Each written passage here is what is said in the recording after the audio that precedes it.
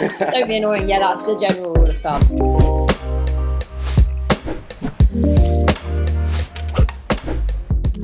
Hi, Daniel. If you just want to say a quick intro and a bit about what you do as a job to start, that would be great. My name's Daniel. I work as the head of sync at Amuse. Basically, my job is representing the artists that we work with on the artist services side of the company and pitching them for various sync opportunities worldwide for all medias, whether that be video games, TV shows, film, advertising, and just trying to create as many opportunities for our artists as possible. Amazing. Yeah, I feel like the world of sync is such an interesting one because a lot of artists don't know how to enter it almost. And obviously at Amuse, you have assisted in landing syncs for huge brands like FIFA 26, massive fashion campaigns, and Netflix shows. What does the timeline in landing a sync for something like that look like for different types of media? So advertising's very quick. They'll send out a brief for a project and they'll find a track and then they'll need it cleared and licensed, within a few days, ready to go. No messing around. Make sure you've got everything in order. You're publishing inside out. You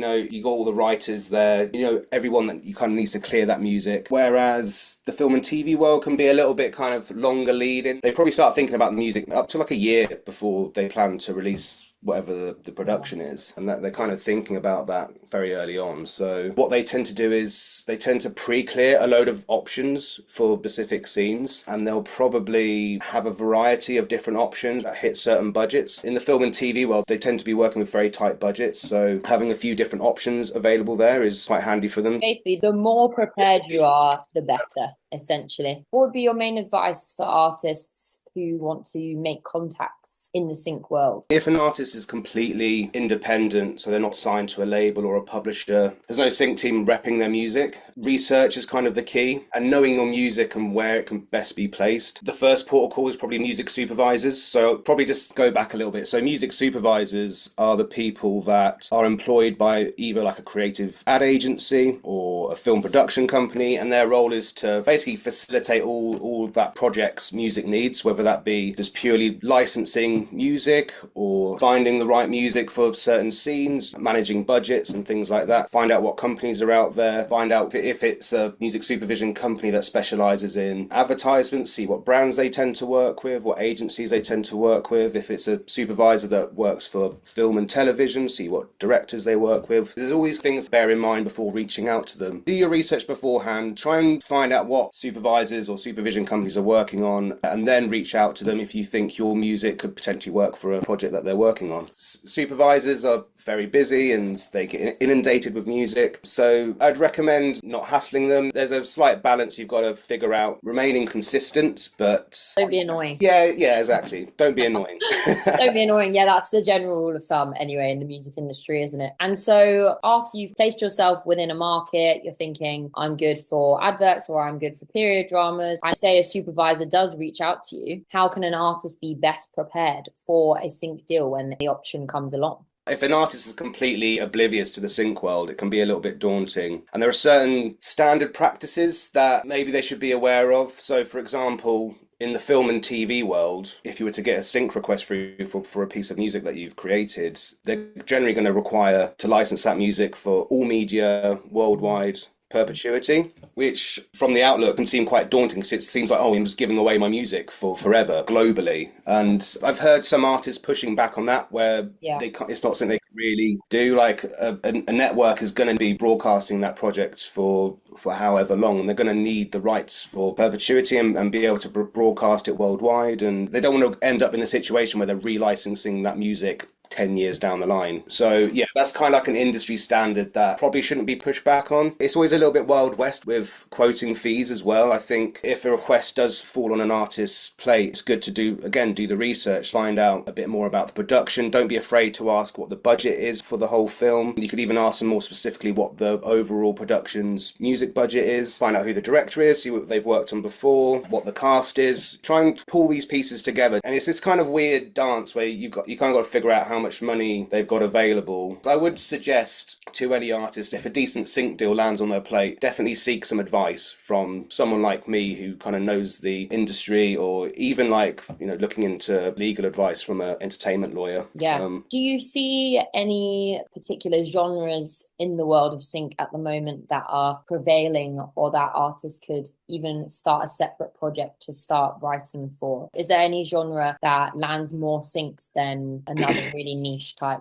In my mind, all music is technically syncable, I think. I think all music could potentially have a place within sync, but you tend to find the trends within advertising. Between 5 and 10 years ago, you'd always see the same kind of reference track cropping up, like Kanye West's Black Skinhead would be like a classic one for those kind of sports winning champion kind of briefs. With advertisements, music's got to kind of fit a narrative. So if a track's quite stagnant and it stays at one level, that can be quite tricky to edit, to picture sometimes. So if a piece of music, and it doesn't really matter what the genre is, has a bit of dynamicism to it, where it kind of, there are rises and drops and things like that, then that always helps. So like, yeah, dynamic pieces, basically. Yeah, they always want to build, like a nice build, or crescendo. Yeah. What to you makes a sync pitch stand out? Because obviously, well, I guess a lot of people do them independently if they're messaging a music supervisor. But I know a lot of artists don't know how many songs, for example, to pitch to a supervisor, like how many to list. Should it be lots? Should it be not many? Is there like a good way to do it? Do you have a secret formula that you're willing to share? I would definitely recommend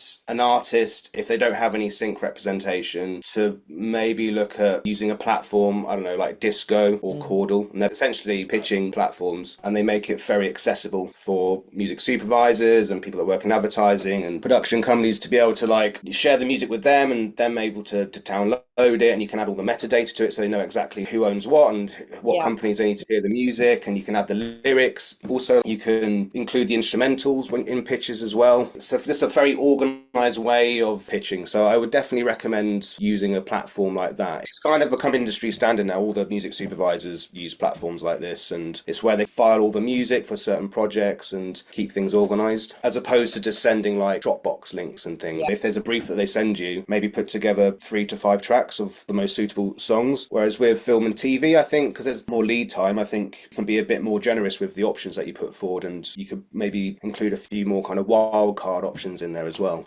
Okay, cool. And like you just mentioned, providing the instrumental sometimes as well. Is it always helpful and advisable for artists to provide alternate versions, including instrumentals, stems, like shorter versions and versions that are clean, etc.? Yeah, definitely. Again, having and using a platform like Disco, you can nest. So you have the main track, and then you nest the alternate version. So the instrumental, the clean version. I don't know if there's a radio edit. It's also wise to, they call them TV edits. So it'll be instrumental for the verse, and then the vocals will kick it in the chorus. Best to just make things as simple as possible and just give them everything, preempt everything, just give them everything that they may need. Yeah, exactly. Great advice. Is there any way that artists can find out about sync opportunities easier? Because I feel like sometimes artists talk to me and they're like, it's this world where you just don't know anything or anyone. It's taken a number of years working in this industry to really build a really solid network. It's definitely tricky. There are good networking events. There's a lot of conferences and things that people put on, and they do panels, and like AIM's a very good one in the UK. Generator in the Northeast are a very good company that put on loads of good panels and things, and you get an opportunity to meet music supervisors and find out a little bit more how to approach sync. But to really have someone pitching your music who has already a solid network, I would recommend looking into publishing. And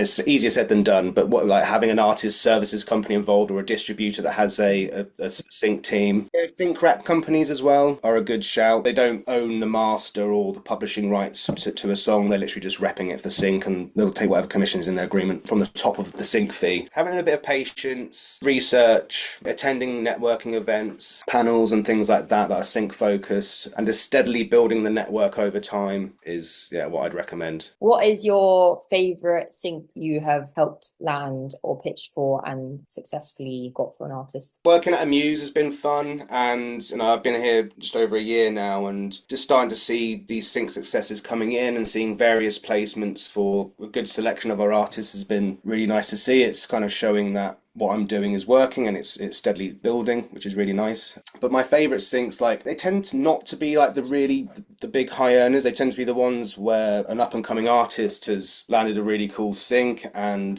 it's made a bit of an impact Yeah. on their socials. Thank you so much, Daniel, for all your advice today. I feel like we've learned a lot. Thank you for your time, and hopefully we'll chat again soon.